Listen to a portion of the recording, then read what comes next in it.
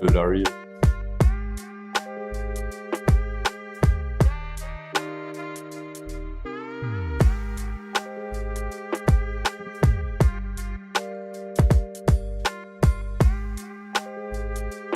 November 1st.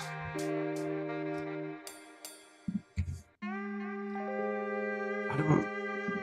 It's really nice.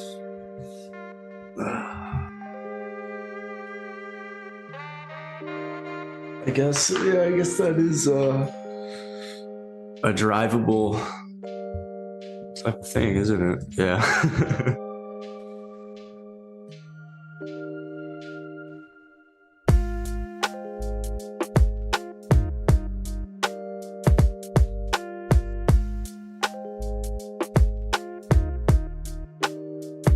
Yeah, dude, I sleep on my own couch. I don't need anything special. Producer.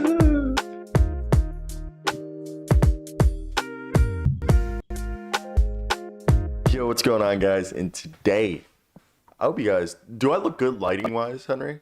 You do. Okay, word. We got a light set up here. We're doing this new thing. I was looking at the Pat McAfee show the first year they ever did it, and I realized we were going overzealous. We didn't need all this fancy shit, and there's still some things I need to figure out with the FPS.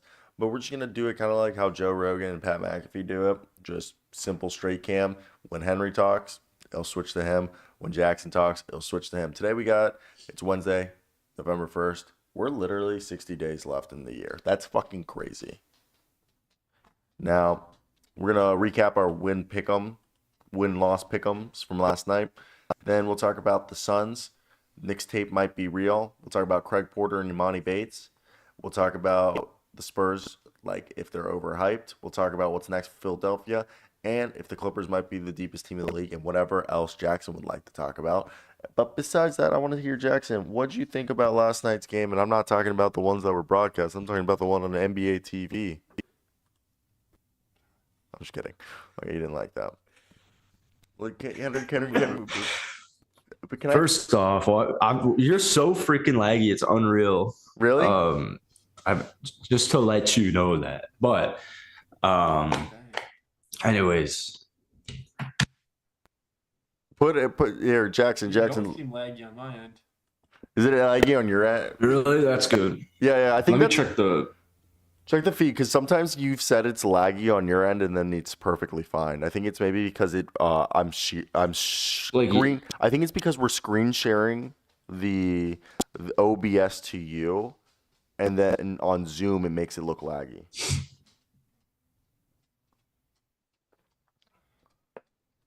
I mean, Sometimes you've said it's laggy on your end. no, you're laggy, but I'm laggy. anyways.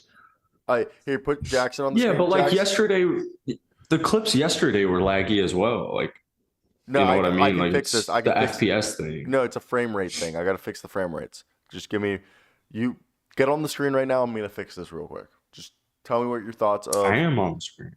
All right, then tell Right? me what the fuck your thoughts were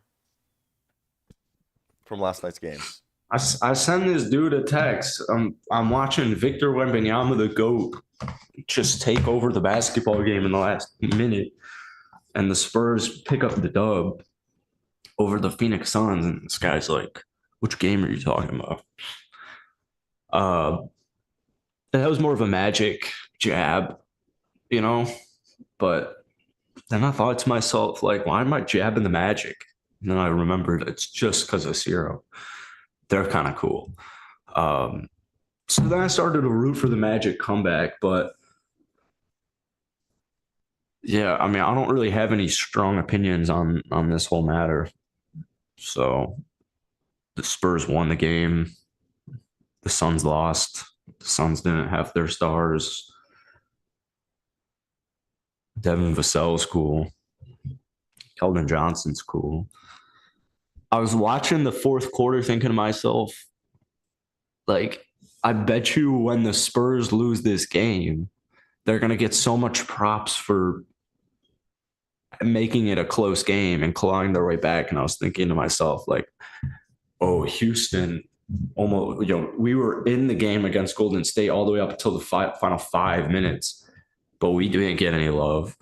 Why are the Spurs about to get so much love? And then, of course, the Spurs win. I'm like, oh, that's why they're going to get so much love. So, yeah.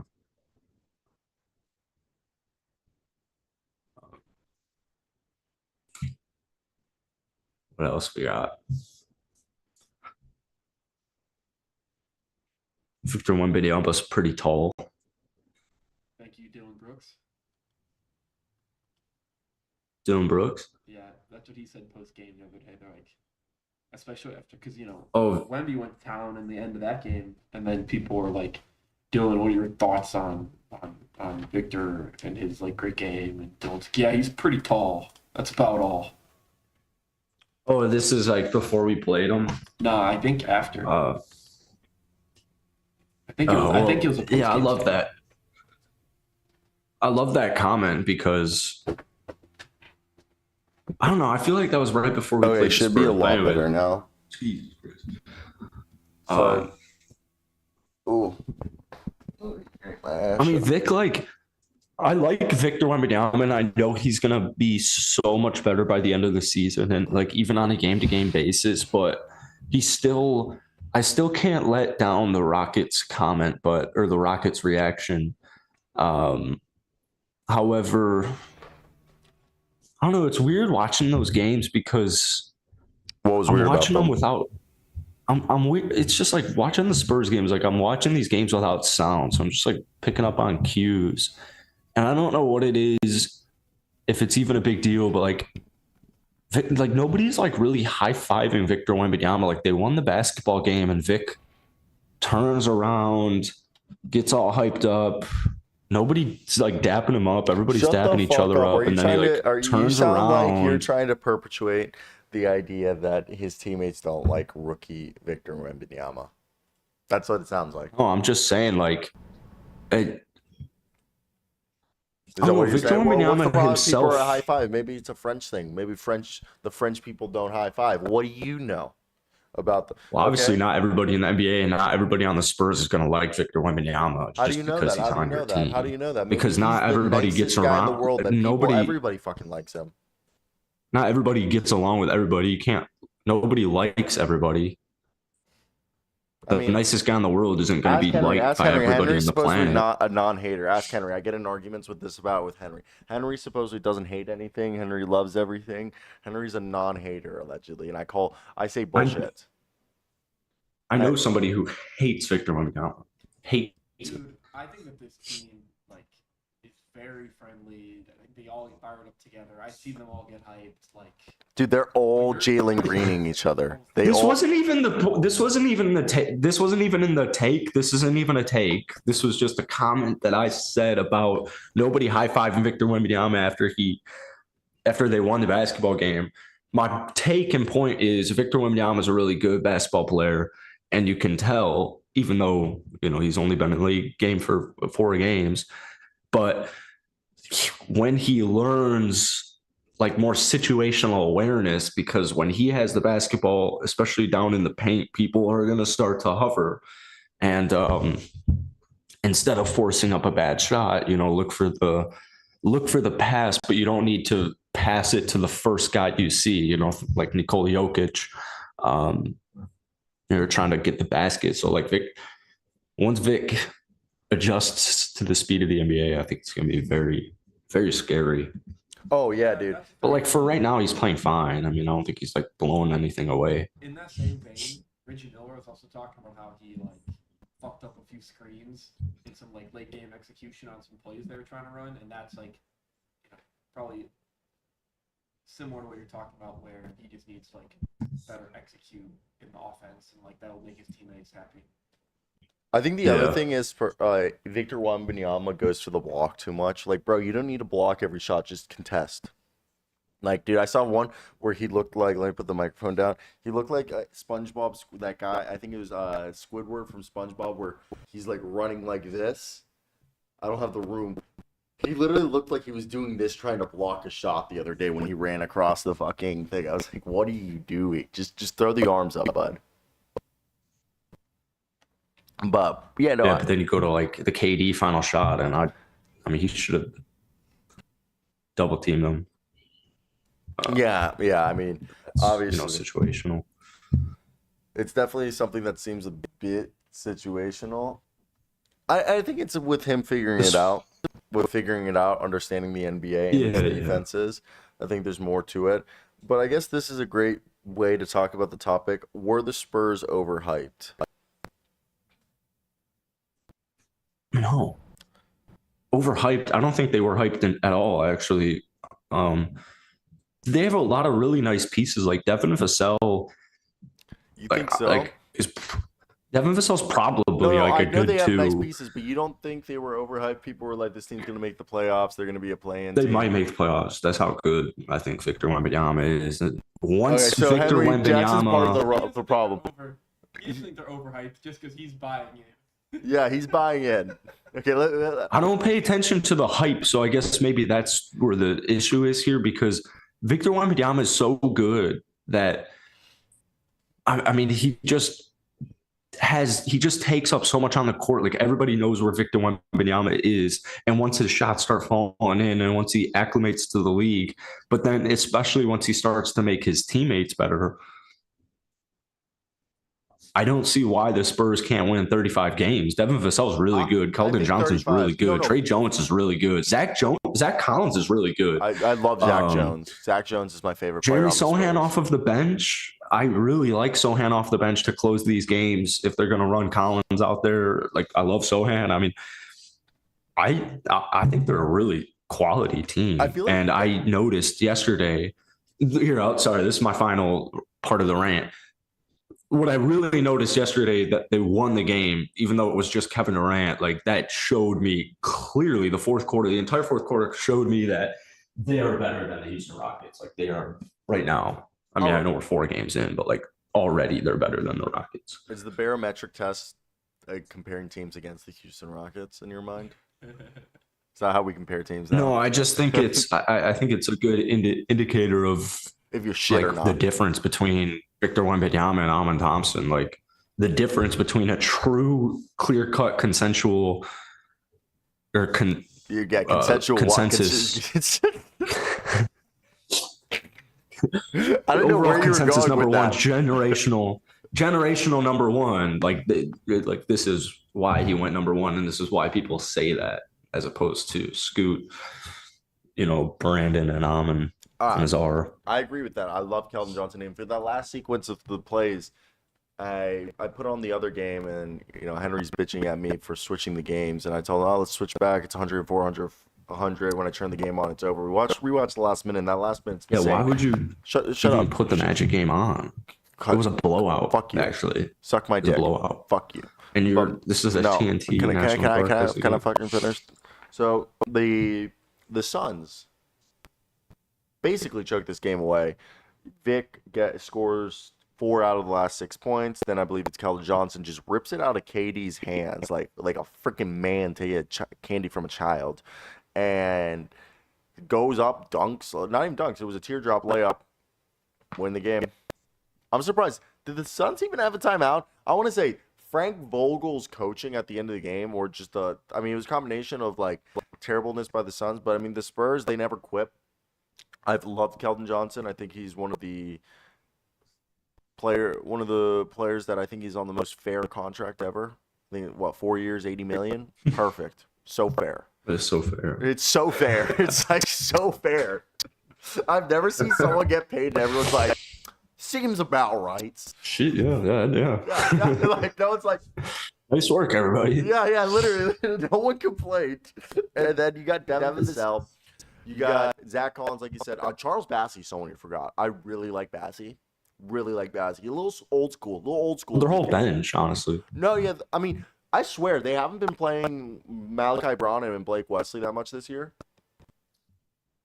I know it's really early. But they compared to last Wesley didn't play much last year in general. I know. But yeah, Malachi, especially at the end of the season, he was getting minutes. He's like their 11th man.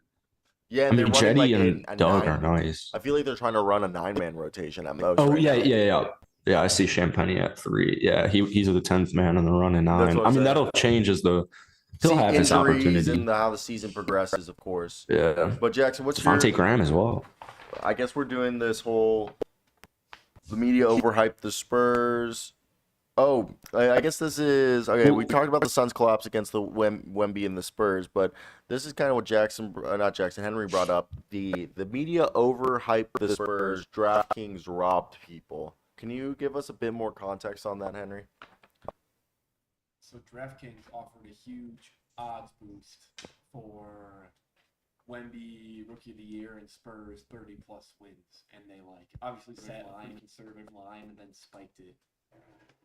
But I was in on it at the time, and after the fact, felt like I got by the media for hyping up the Spurs, because at the end of the day, this is a team that was bottom 3 in offense and defensive efficiency last year.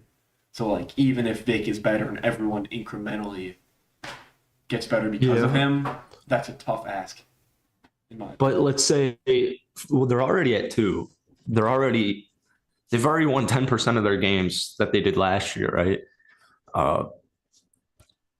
Which is crazy because we've played 4 games. But LeBron, if he is a generational talent, he'll make his impact immediately. And they're 2-2.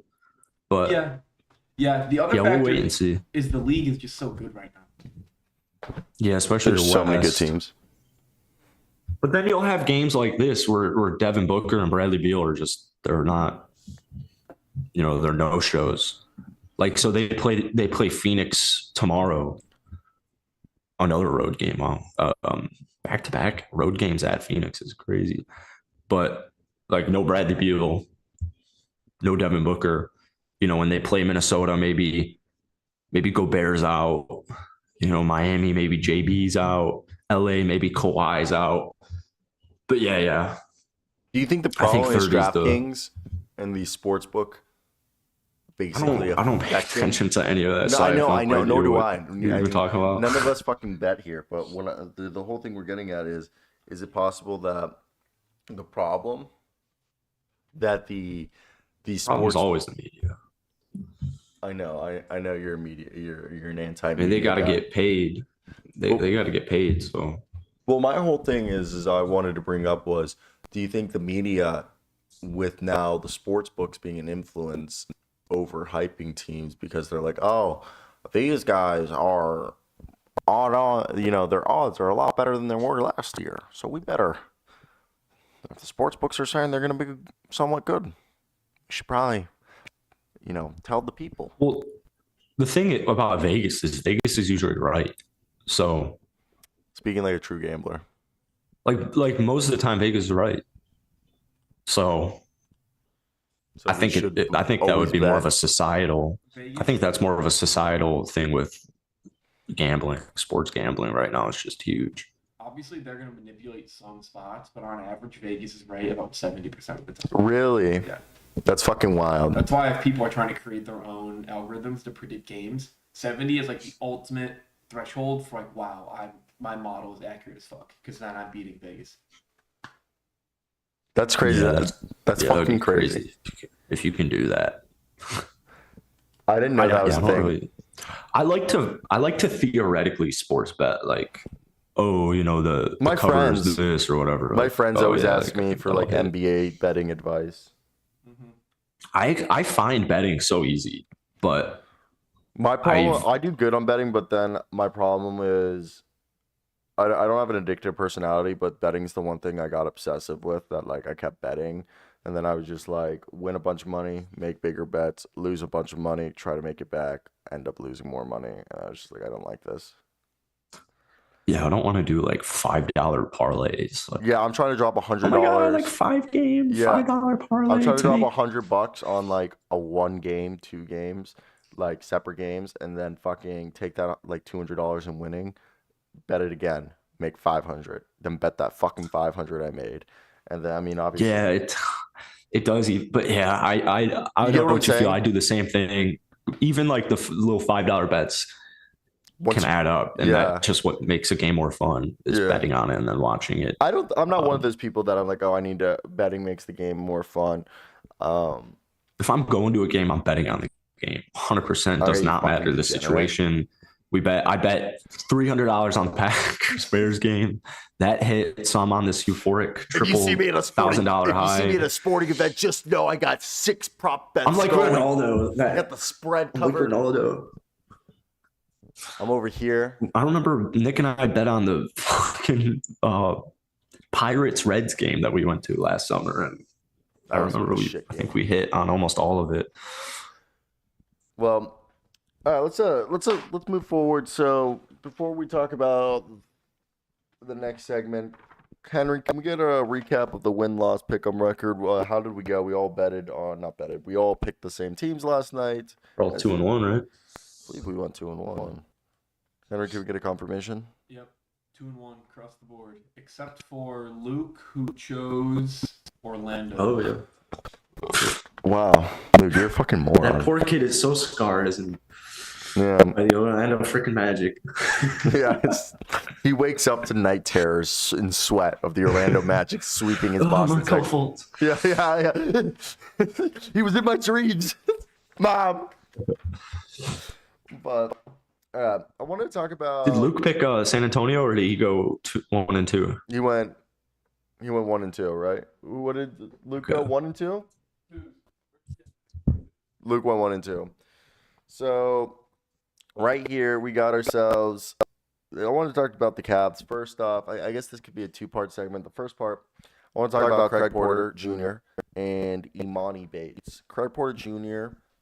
and Imani Bates are both steals. Specifically, Craig Porter Jr. out of Wichita State. The man dropped 10 points, 4 rebounds, 2 assists, 2 steals, and a block. And let me remind you, Henry, correct me if I'm wrong. Craig Porter's my height, right? 6'1", 6'2"? I think he's 6'3". 6'3", okay. An inch taller than me. 6'1" listed on ESPN. 6'1" listed on ESPN? Okay, so he's my fucking height. He blocked. Who did he block last night, dude? Was it Julius Randle or Mitchell Robinson? Randle. Craig Porter in the paint. Like, not a three-point shot. No, in the paint, he blocked, like, jumping up. Okay? Craig Porter Jr. might be, like, the next best basketball player out of Wichita State since Fred VanVleet. No cap. Great basketball program. Well, do we count Austin Reeves as a Wichita State kid, or do we count him as an Oklahoma kid? He's an Oklahoma guy. Guy? Okay. So, Craig Porter Jr., freaking, I can't believe that I like to think that I keep myself up to date with the guys coming out of the NBA draft, especially the undrafted guys. But this guy slipped through the wires, and I didn't find out about him until Summer League. And my God, was he fantastic! Summer League got himself a two-way. Henry, what is your thoughts on Craig Porter Jr. as well? Imani Bates put up 9 points and 6 rebounds against the Knicks. Both of these guys are on two-way contracts, and they're looking like they could be, by the end of this season or by next year, be converted to multi-year standard NBA contracts. I think that he is. Who's he? Need to find a niche offensively still. Who's he? He consumes too many possessions. He's not going to be as high as a guard. Like, I think he's a little tunnel visioned at times. Is this Craig Porter or Imani? Correct. But, I mean, he averaged 3 stocks, 3 steals plus blocks per game last year in college. So, like, he is a defensive playmaker. And, like, Derek White-esque ability to protect the rim as a guard. Like, you're talking about how he blocked Julius Randle, but he is, like, a feisty interior defender. Like, of that ilk, you know. So, I'm very fond of him. Amani's Amani. He's a 6'9" shot maker. Like, if he can hit threes at a league average level, he's gonna be able to stay on the court. Because I think he really just, like, can slot into the flow of an offense. So I'm high on both to eventually carve out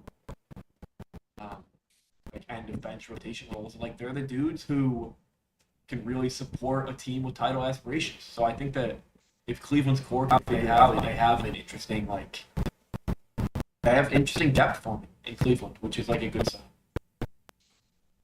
I agree with that. Well said.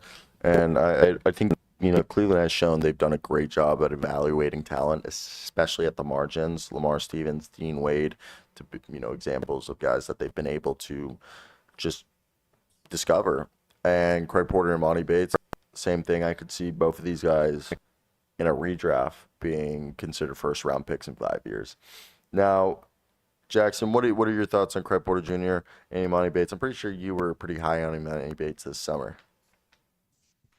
First round draft pick, baby. Imani Bates is a great basketball player. He's a walking bucket. He killed it, especially in preseason, summer league. And I agree with Henry. I think both of them will carve out a role by the end of the season. They need it. I know, like, Dean Wade's cool, but, like, Dean Wade's, I mean, we've been doing this for a couple of years now. Need to get a little bit better. I think he's good. I just think he's more of the guy you want at the bottom of the bench than in your rotation. Yeah, I'd ideally like to get Imani in that starting lineup as opposed to Dean Wade when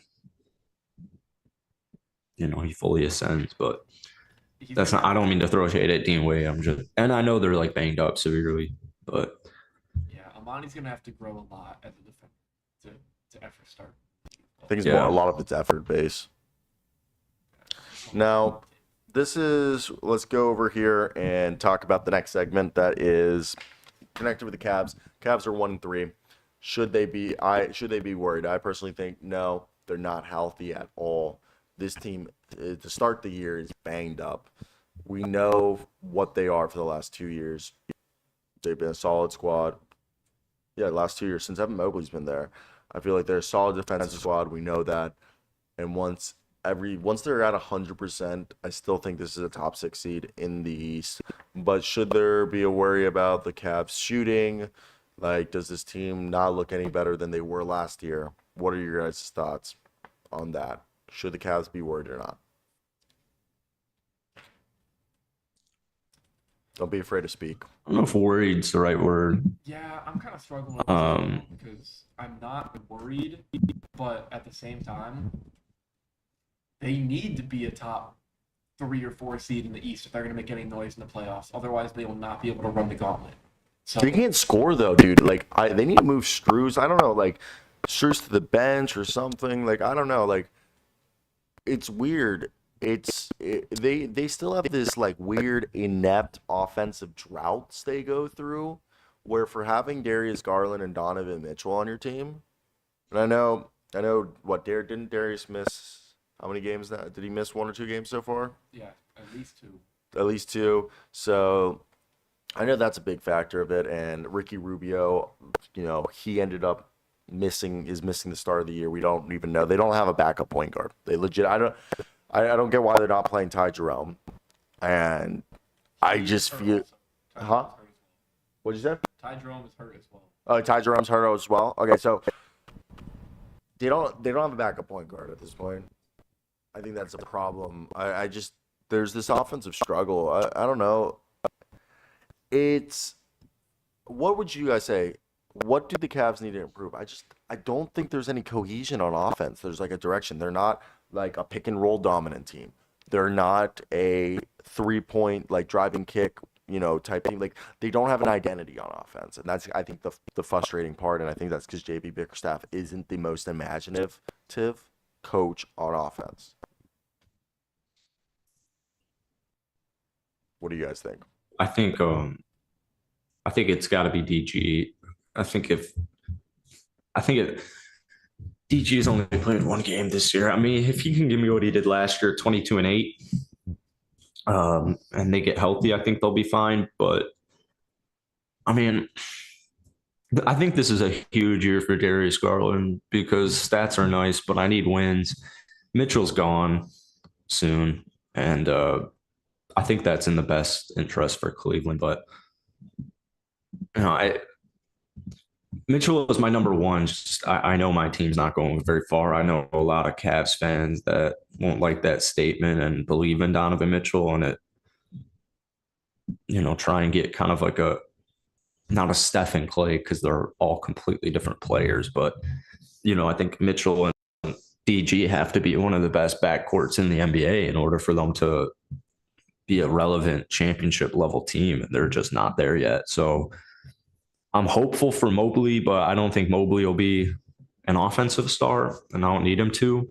I just need these guys to play their role, but I know Mitchell's banged up, and I need DG to return, and we can go from there, but I don't think we'll know by like 30 games for this Cavs team if they have enough. I don't think they have enough, but DG could become that dude.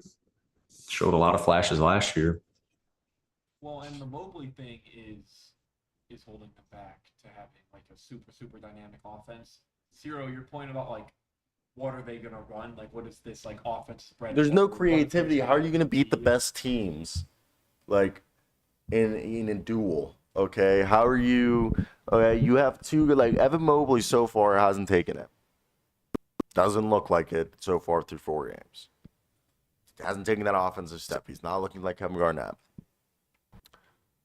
Like, where is this? Are we going to be a team that runs a lot of pick and rolls and then feeds the shooters out of that? Are we going to be a team doing a lot of, half-court offensive motions where we're going to have high screens at the top of the key and, create motions for the shooters out there? Like, what are we doing? There's no idea, like what type of team this is. Is this an inside-out team? Is this an outside team? Okay, like, I don't know what the offensive, like, it seems like give the ball to DG, give the ball to Donovan Mitchell. Hopefully they make something happen. If not, they'll dump it off to one of you guys and just shoot it at the end of the shot clock. Cool. So I would imagine that this offense is going to hit its peak when you can have Darius Garland and Mobley Allen pick and roll with Donovan Mitchell as on your like second side. So you are either going to be able to create an advantage in the pick and roll or kick to Mitchell, who could then punish like the rotation, punish the defense having to worry about the pick and roll. So you have that, or you have shooters, right? So it can be a pick and roll offense, and I think it can be a good one. I'm also wondering if maybe they should play at a really slow tempo. Since the defense is going to be good, maybe they should slow it down Virginia style and maximize their possession. I feel like that's what they did. I feel like that's what they ran with last year. Like they're an efficient offense, but not a high-scoring, high-powered offense. I remember talking to Ciro about this a couple of weeks ago. What? When I watch the Cavs, like they don't pass my eye test. Like it just looks uncomfortable. Like it just does not look like it's when their starting five is healthy and they're out there on the court. Like it just doesn't. I know they're a good team. They're not a bad team. They're one of the better teams. They're a top 10 team in the NBA. But when I look at it with my eyes, I'm like, this just won't get you far. This isn't the future of the Cavs here. Yeah, I would almost be interested because I don't think Allen lasts too long in Cleveland. I'd be very curious what post Mitchell and post Allen life looks like But imagine they had like a cat. It's like a DG Mobley, a cat. Player of that caliber, like a DeFrozen. Somebody else. Because Mitchell's gone, and I think that's in everybody's best interest. But you're fully part of the Donovan Mitchell's on his way out of Cleveland, like regardless of what happens. For sure, I'm kind of surprised he went there in general. Wow. I mean, I don't. But like I said, for Cavs fans, I think that's in their best interest. I know Mitchell had that really good COVID year, but in the playoffs, I think they're better off with a different positional. I think they're better off with a different shooting guard and center eventually. But for now, they're still one of the best teams in the NBA, better teams.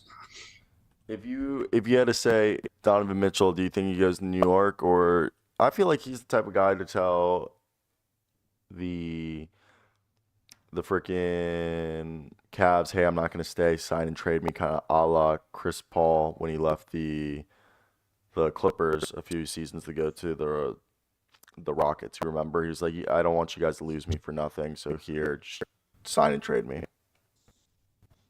I feel like he would do that. He's a nice guy like that. You don't think so? So are you saying the Cavs should be That's worried? fine. It just doesn't matter. No. Can Donovan Mitchell stay if they show that they can be title contenders? Well, Mitchell's got to stay anyways. He's under contract for many more years. I thought it's 2 more years only. This year, next year. That's a lot of years. Not really. That means he could be traded this offseason. Looking at this in like Two whole years. In like a big picture, at least a 2-year window picture. Now I'm worried. I'm worried that we don't know what their identity is going to be, even when healthy, and that Mitchell might leave. That's it. We're worried about Cleveland. I'm worried about Cleveland. You can lock it in. So you're on the worried side? I'm on the worried side. In the big picture, yeah. All right. Can you download this picture I just uploaded to Box, Henry? It's the most recent one. It should be a tweet by RG3. Tell me when you have it on the screen. So. Do you guys want to guess Cleveland's pace last year before we move on? 99. Where in the league would that rank? 30th. You are damn close. They were 30th. I'm going dead last. Yep, they were last, and it came in at 97.4. You know why I knew this? Because I made a video on this like a month ago, and I remember this stat. I chose not to add that to my comment about what they should run. Honestly, I didn't think that would have been a useful stat, but when you asked the pace, I did remember looking last year at the Cavs, and I couldn't believe that they were the slowest team in the NBA. But tell me when you got that tweet on there. It's 689CBFBB. So RG3 put out a tweet. I thought this was a little. I think we do a little human interest on this show. I think people enjoy our little human interest pieces. And today, there was I was on my phone before the show. I saw this funny tweet. Henry, tell me when we're good. But this tweet's RG3. First off, RG3's the funniest guy on ESPN. That guy's hilarious. That guy's a riot. Like, and seriously, once a show, he says something that you cackle. And B, I want RG3 to come back to the NFL. Supposedly, he has offers every year, and I want him to have a Geno Smith-esque comeback, and I believe it. I think he can do it. And I know this is a basketball show, so this is here and there. I just need to segue into what we're about to have on the screen. Henry, is it on the screen yet? It is. He's 33 years old. That's crazy. Okay, so with what's being said is RG3 put out this tweet at 9:42 p.m. That has 2.11 million views already. Tonight, our family experienced something like never before. In my life, I've been to countless Hallelujah nights and seen people in costumes from Moses to Samson. Is that supposed to be Ralph Sampson? Been to college, Halloween parties. Okay. Been to college, Halloween parties, and seen some wild stuff. Been trick-or-treating as a kid with our parents, and as a parent with our kids. We have never seen someone selling candy out their door for trick-or-treating kids. Tonight, we did. And what the fudge is that? Decades I would tip as well. my favorite comment is decades ago, this would have been an egged house. Yeah, for sure. One person commented saying that a woman was handing out apple cider vodka to adults, and I've seen that before. I remember a bunch of times where like going trick or treating with my mom, and there's always those like adults who have like a fire pit going on outside, and they're like with their friends just boozing as kids walk by, and they hand out candy, and then like sometimes they'll be handing out like Halloween themed like shots or something to the parents. We should That's just exactly what I did yesterday. And they Really? had some family had a bunch of Jello shots that they were Yeah. giving our group. Yeah, we used to go to like so I lived in a smaller neighborhood. Like I didn't live in a I lived on a street that like it wasn't a neighborhood that there was a sign. It was just streets with like a few, it was a very like a private street and stuff like that, but like like basic ass neighborhoods where they have like the sign and it's like Meadow Leaf and shit like that. There's like one of those neighborhoods that was like super like cookie cutter houses, and you used to go, that's like where everybody used to hit for trick or treating. That's like the goods were. Jackson, Brought some cash. not Jackson, Henry. Were you a big trick or treater in the Indiana Dunes? We would go to the neighborhood of Sand Creek and just get rich off candy. But yeah, I love it.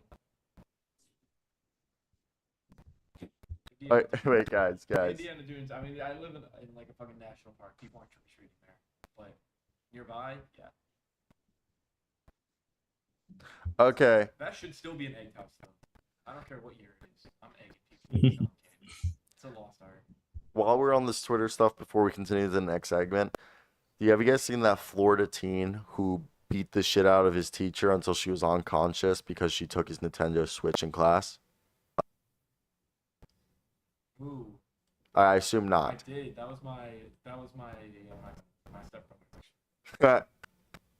No, the kid has pled guilty and faces 30 years. Dude, you got to see this. He literally throws the woman out of the classroom, clocks her, and she falls to the ground, and she's literally knocked out on the ground, and he's just is continuously wailing on her, and she's just not moving. All right, I on the record don't.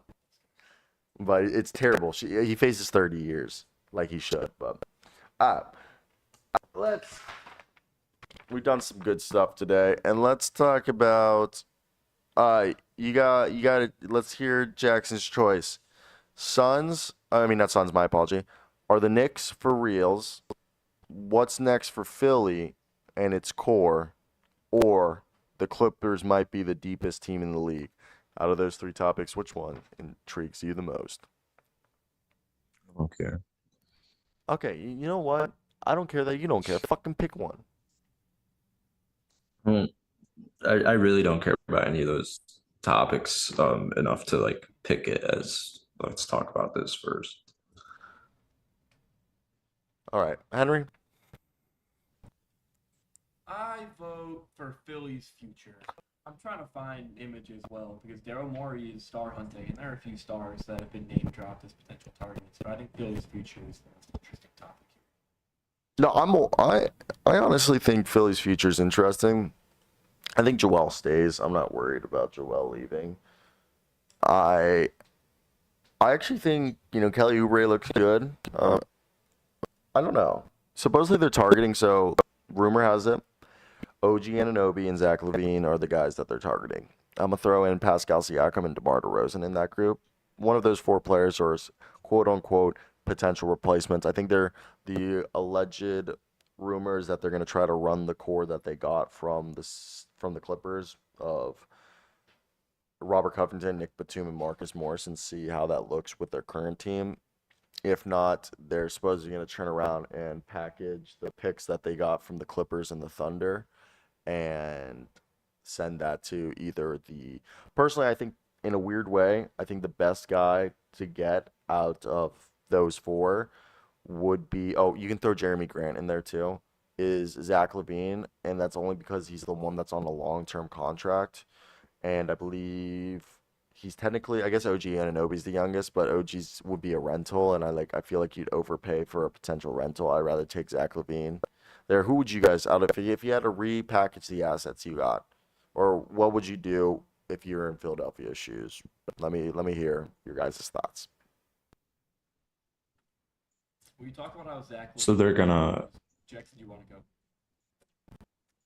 No, I'll just say real quick. So they're gonna trade James Harden and firsts for one of these stars. Well, I mean, yeah. Well, it would be they probably would repackage Morris, Batum, and a combination of Morris, because Morris, Batum, and Covington, their salaries combined is about $40 million. Those three players. I was just joking because James Harden was already traded, and they think they can get a superstar player with a shitty package that they received. Jackson's point is that those dudes just named like the lint in their pocket. So they basically have picks to trade and nothing. Yeah, Henry, what would you do? Would you go after one of the aforementioned players, or would you what would you do if you were in Philly's shoes? Yeah, Levine is interesting. Jeremy Grant is interesting. I'd have to look into how I think he would go to pair with Embiid. But he's not. I don't know how much of a needle mover he really is. I think Pascal would be the ultimate needle mover. I think Pascal would screw up the thing is, I'm not into trading for any of the Raptors players because they're on expirings, and OG's cool, but OG's a third. What are you really gonna part with to obtain a long-term acquirable superstar? That's what I'm saying. The only one that's available right now is fucking Zach LaVine, and he's not that good. I think Zach LaVine's closer to a number 2 option than OG Anunoby. OG Anunoby offensively is a number 3 option, a really good number 3 on a championship team. On not a championship team, he's 2. But if you have Maxey and somebody else as just like 2 Bs, you know, you have Embiid and then like 2 like really fringe second options, that might be enough. It might not be enough to get you over the hump in the East, but like to then set you up to keep building this team, I think it could be. I don't know how I feel about Levine being a needle mover. What do you think, Jackson? I mean, I think Embiid's gone. They can trade for whoever they want, but they need to win a playoff series, and I mean, ideally make it to the conference finals at least. I mean, I think he's gone. I don't think you could possibly save him, and none of those players will get him over the edge. I like OG Anunoby, but I do like OG. Lavin will do you nothing. Jeremy Grant definitely will do you nothing. Siakam would be cool, but like they have to make a move like that. I don't know how on earth they're going to get them and definitely don't play the players you just got in the James Harden trade, because if you do, they'll lose any value they had. Robert Covington, Nicholas Batum, Marcus Morris. I mean, there's no value there in any facet. So you got Rocco and Marcus. They have no those players. I just got James Harden for them. Those players will never have value at any point in their NBA career. Robert Covington played like 15 minutes a game last year and averaged like 1.3 points, or has averaged 1.3 points this year, or whatever it is. It sounds like a pipe dream to me. Joel is a future Knick or a future Rocket. It's just a matter of time. Yeah. Okay. So I have faith that he stays. I potentially agree with you. If that is the case, I'm adding nobody and I'm trading him in the offseason. Like that would be the most anti-Daryl Morey course of action ever. But if that's the case, I'm looking to trade Joel Embiid this offseason. Dude, the U.S. increased by 3% in the rate of babies dying in the U.S. That's fucking insane, right? What is? This past year, the U.S. saw a 3% rise in baby deaths. 3%'s a lot. Microplastics. Right? Ooh, you guys hear that? All right. Can we talk about this? Did you watch the clip show last night? Yeah. Over the Spurs Suns. Was there another game on? There that I was was supposed to watch. Clips Magic, right? That was a joke. Yeah. All right. Well, fuck you and your mother. But what I want to say is this team now has James Harden and PJ Tucker. Like, listen to this. They ran last night.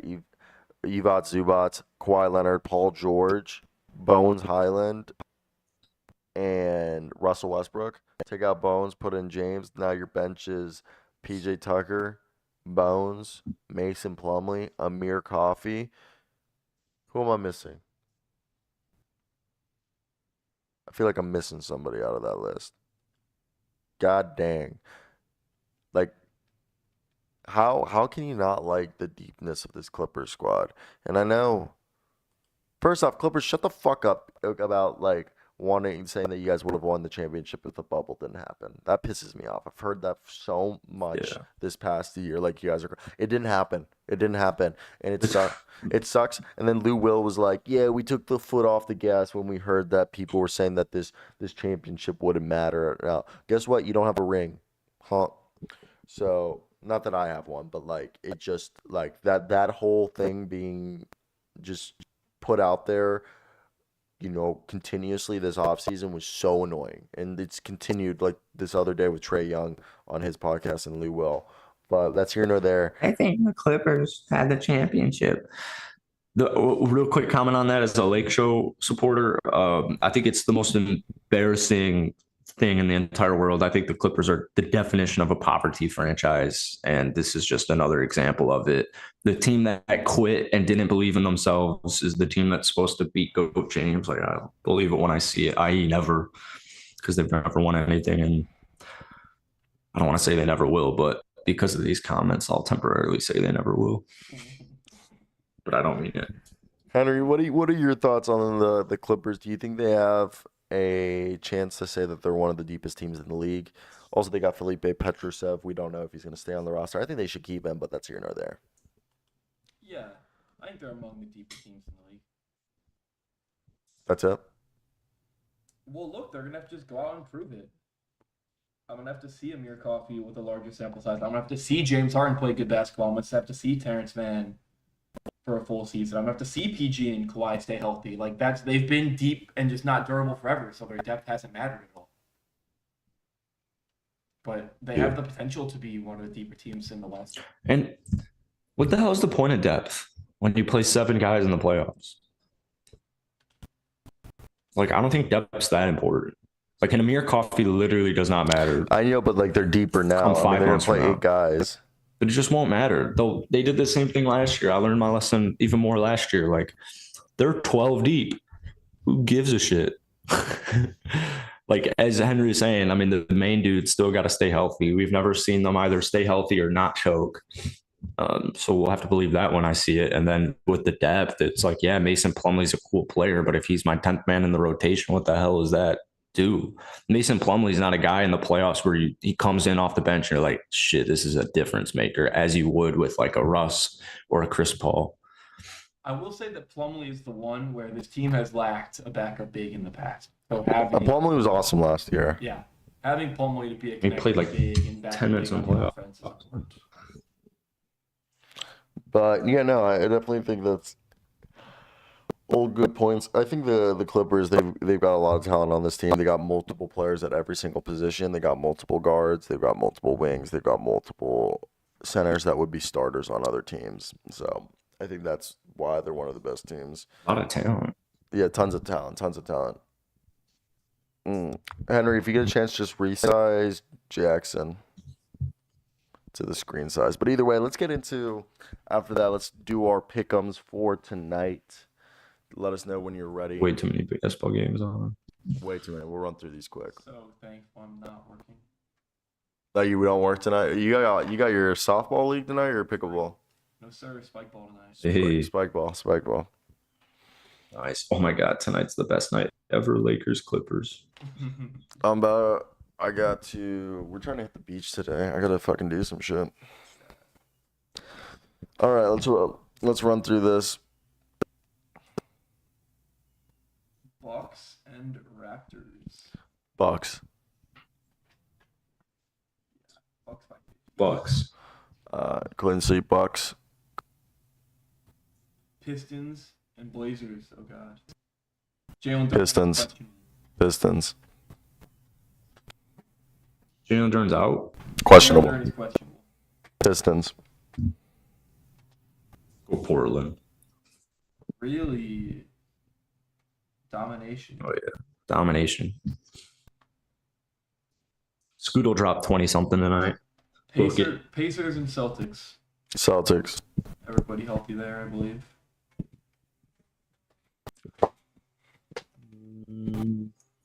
Yeah, isn't Halliburton hurt too? I'll go Boston. Yeah, he's dealing with an ankle injury. I believe he's probable though. Yeah, Celtics. I think he's iffy now because he missed practice yesterday. Wizards and Hawks. Yeah, Halliburton is questionable. He stepped on Jalen. Hawks. Yeah, I'll go Hawks. Damn, I'm going Hawks too, and that would be. I might add some money to my Bovada account. I'm trying to bet on it tonight. Sorry, pool party. Heat and Nets. Dude, the Heat have been bad. Good game. I'm going Nets in this one. I'm going Nets. No, I'm kind of feeling the Nets as well. Bam is expected to play. Jay Butler is questionable. Yeah, I'm going Cam Thomas dropping another 30 burger, and fucking Ben Simmons is back, baby. I am taking the Heat. Also, no Spencer Dinwiddie. I'm taking mine. Yeah, like Spencer Dinwiddie is going to make a difference. Jackson, you said Nets. Yeah. Cavs and Knicks again. Yeah, it's a back-to-back, buddy. I'm going Knicks tape. Actually, I take that back. It's incredibly hard to beat a team back-to-back. I'm going Cavs. I'm on the record being concerned about the Cavs. I'm going Knicks. Jackson? I fully agree with Ciro's assessment, and I'm going to go against the grain here and go Knicks tape. Wow. Fuck you. I just don't think Cleveland's Thunder, that's healthy. amazing. Ooh, No Pelicans Brandon versus... Ingram, I believe. No Brandon Ingram? Yeah. And there's still no Trey Murphy or Najee Marshall, right? Correct. Ingram is officially questioned. I'm going Thunder. I'm going Thunder tonight. I don't know if Zion has enough help. If Trey Murphy and Najee were playing, I would be more Pelicans, but I don't think there's enough help. Man, there's a chance Zion could drop 40. He's going to need to drop 40 to win this one. That's gonna be sweet. That's must see. Jackson?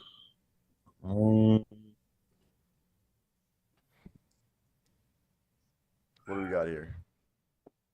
Yeah, I'll go. They didn't look good against the Warriors. I'll go Thunder. Thunder, all right. Next. Thunder as well, but I'm rooting for Zion. What's up? I'm going Thunder as well, but I'm rooting for Zion to get it done. All right. What's the next games? What was your prediction? I had the Thunder. Next, we have Hornets and Rockets, which is also must-see TV for obvious reasons. I think Hornets. Brandon Miller dropped that 22-point game the other day. I think the Hornets are the better team. I know Jackson's going to The Rockets cannot lose 4 straight. The Rockets will win this game. Ime Udoka might not be that good of a coach. It's in Houston. They're 0-3, and we were competitive with Golden State. I don't want to hear it. I'm going the Hornets, but man, they have been getting absolutely gashed in the paint. So I think that's something that Houston could take advantage of. Has Houston been playing fast? Yeah. Mm-hmm. Next one. That's tough, actually. I'm gonna stick Charlotte. That's tough. Nuggets and Wolves playoff rematch. You know what? I'm going T-Wolves. I like it. I respect that pick. I assume we both are going Nuggets. Yep. I think size will win tonight. Size matters.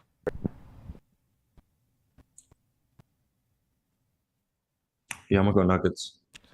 Dude, I'm going with the Rockets, bro. The Hornets got to show me that they can run, like, a disciplined offense. Their shot selection, even if it's not, like, bad shots, has been frustrating me because they do it, like, very early shot clock. Like, it's a first-look offense. So, I'm gonna give Houston's playmakers the benefit of the doubt to see if they can go steal. That's all. That was mine. We're glad you feel that way. Bulls and Mavs. I'm going Mavs because the Bulls are a dumpster fire that's just going to keep on burning. Mavs for me as well. Jackman. Is Kyrie in? Doesn't matter. It's crazy to say it might not. Kyrie is question. Yeah, I'm still going Mavs. They got the MVP. Tell me I'm wrong. Yeah, I'll go Mavs.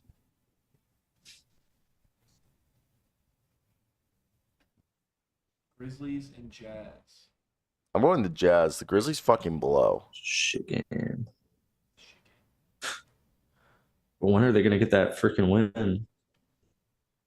Yeah, I don't know. I'm going Utah Jazz. You guys? They like the Jazz has too many bigs. Yeah, I'll go Utah. Well, they're just bigger. Jackson, were you gonna say something? Does James Harden I'm play a little tonight? worried about Jaren stopping Utah as Big Ben, but I'll go Utah. Clippers and Lakers.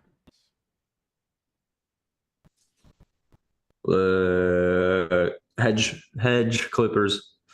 I'm doing Clippers hedge. Lakers. Dude, the Raiders fired Josh McDaniels. Did they really? Yeah, at 1 a.m. today. And they fired. Let's go. And they fired Dave Ziegler. They fired their GM and their head coach. They fired Dave Ziegler. Yeah, they fired their Good for GM. them, man. Wow. Well, we'll talk I can't about this believe that. last game, so we can continue talking about this. I just looked at my phone. Kings Warriors. I'm taking the Warriors. Same. Okay, Warriors for Jackson. Henry, choose. Okay, let's talk about this real quick. I know this is a basketball show, but this is fucking weird, and I love talking football with Jackson. Dude, I can't believe that they fired Josh McDaniels. I'm checking Twitter right now. Okay, you want me to read you the report from The Athletic? I missed this? Okay, so the Las Vegas Raiders fired coach Josh McDaniels and general manager Dave Ziegler late Tuesday night. This is what you need to know. The team said that linebackers coach Antonio Pierce is now the interim head coach. The Raiders are 3-5 this season and 9-16 collectively with Josh McDaniels. So he lasted only fucking 25 games. 20 seconds. 25 games. They only gave him 1.5 seasons. Dude, Yeah, that means fucking Mark Davis fucking hated this coach and GM. Well, it's really interesting because I thought he adored him. So listen to this. Las Vegas failed to score more than 19 points on offense in any game this season. The team gave Josh McDaniels a 6-year deal in 2022 and is obligated to pay him 4+ years remaining on the deal. Las Vegas has also announced that Champ Kelly is the new interim general manager and that they will begin a comprehensive search for the general manager. And Raiders Mark Davis wanted to be patient.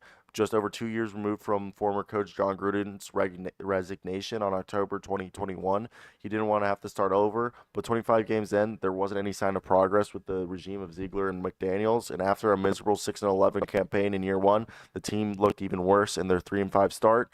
And after losing, the decision was made now because they wanted a head start, especially with 8 games left in the season. Davis surely had been thinking about this, and supposedly they wanted to have a lot of time to get a GM and a coach. And goddamn, that's fucking crazy. That's fucking crazy. That they gave him no time. What do you guys think? I'm happy for Mark Davis for realizing that you were wrong and cutting loose as soon as he could. No, I did not. I think Josh McDaniels is a phenomenal offensive mind, but I think it's become very clear he's not a good head coach. So do the Patriots which is fire weird Bill because O'Brien and bring back Josh? No shot. I highly doubt it, but that would be very cool. I would actually love if they would do that, but I don't think it'll happen. I wouldn't be surprised if it happens in the offseason, but good on Mark Davis, man. I can't believe it. I think Josh McDaniels, I really liked the theories, but I think with Devontae Adams and Josh Jacobs, like with their comments in the last loss against the Detroit Lions, which, I mean, dude, the Detroit Lions are 6-2, but this is a great day. This is the best win of the Raiders season thus far. I have no idea how they've won 3 games this season. I genuinely have no idea. So good on them. I'm glad there's a lot of good coaches out there this next year. Jim Harbaugh. You've kind of opened my eyes to how long it can take, how it should be a somewhat long leash for coaches and management in the NFL to really kind of like round their vision. But Davante Adams' comments have been like very persistent throughout the season. It's really not hard to get him successfully involved. So I guess they're choosing Davante and Josh Jacobs over the staff because I would assume this is a method to potentially not trade them. Or, you know, like something big. Look, we're making changes. Like, don't reflect out. Like, we're gonna make it work, right? Would you assume the same thing? No, completely. I agree with you. And yeah, no, we talked about it before. I'm all for the 4. I give coaches management in my head. I think 4 years is always what you should give them. Give them first years usually, you know, the like throwaway year. Year 2 is the one building towards their vision. Year 3, hopefully we start taking those steps. And year 4, we're there. And way too long. I personally I agree in every other sport. That's way too long. Well, if you're a rebuilding That's team. 4 years, dog. If you're a rebuilding team, look at Dan Campbell. He's in year 3 right now. Yeah, but they won. They were that's what I mean. 9-8 last year after starting 1-6. If you're doing a full rebuild like the Raiders were doing, the Raiders were not doing a full rebuild because they weren't. They were 10-7 the year Josh McDaniels. They could not draft under John Gruden, so they got rid of all their fucking picks and stuff and brought in a new team. No, they're not. Skip. They were 10-7 with an interim head coach. They were 10-7 with an interim head coach, and Josh McDaniels wins them 6 football games last season with the same roster that John Gruden had. A whole new roster. That doesn't matter. It was not a rebuild. They're 10-7.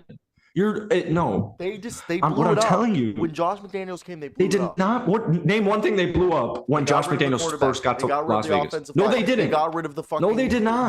Zero. Clarence Farrell Zero. left. Listen to me. Zero. Ian Arnett's not there. Jonathan Abrams is not there. Okay, they got rid of every draft pick. None of those players matter. Zero. Yes, I'm telling you, all the players that fucking Gruden and Mayock drafted are gone. Zero. That's what they did. I've covered the Las Vegas Raiders for 2 years. I've covered this football team every day for 2 years. Okay, listen to me.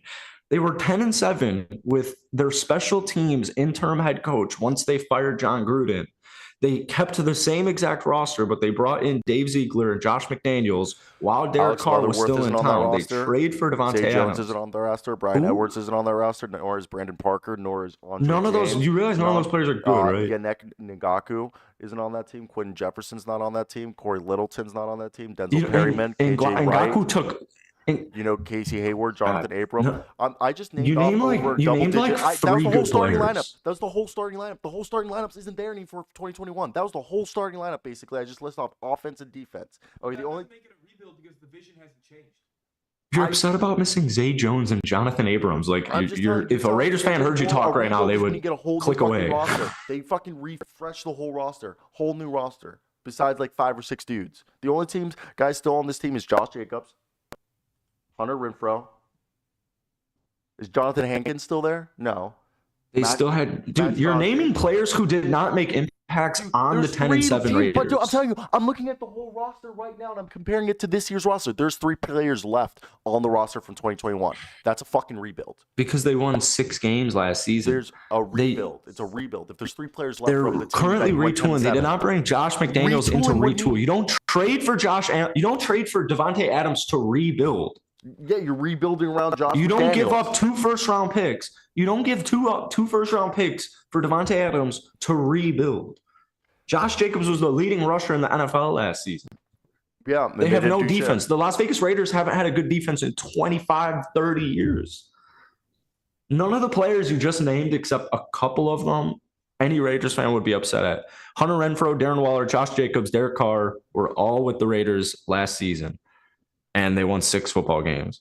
I get what you mean though. Like I think they should have kept him for the entire season because, you know, now they're in a retool season, winning 6 games. But we saw with the Jaguars and we saw with the Lions last season, both of them started 1-6 or 2-6 and finished with above 500 record. But the Raiders, when you watch these games, they're just so much different than those two teams last season. Like you mentioned, they have not put up 20 plus in a single game this season. It's really bad. I don't think Josh McDaniels is the problem, but I do agree. I think they should have kept them. It's just in the NFL, like these guys, especially with this upcoming draft class, like you gotta, and when you come in as coach, the team before you was 10-7, it's kind of unrealistic expectations because yes, there was some turnover on the roster, but I mean, I cannot believe Josh McDaniels got fired. I would have put money on it that he would have never been fired at any point up until like maybe week 14 or week 13 if they were that bad. All right, that was it for our football talk today. I got nothing else to fucking talk about, guys. I'm gonna go, guys. I hope you guys did enjoy today's show. Be a friend, tell a friend. If you guys did enjoy, catch it on all of the platforms that you get your podcast. Even though this is not a podcast, it's a radio internet show. But besides that, thank you for Henry, who's for being our producer. Producer. And then we got Let's Go Lake Show. All right. I'll be live texting you guys all night. All right. We won't respond, Jackson.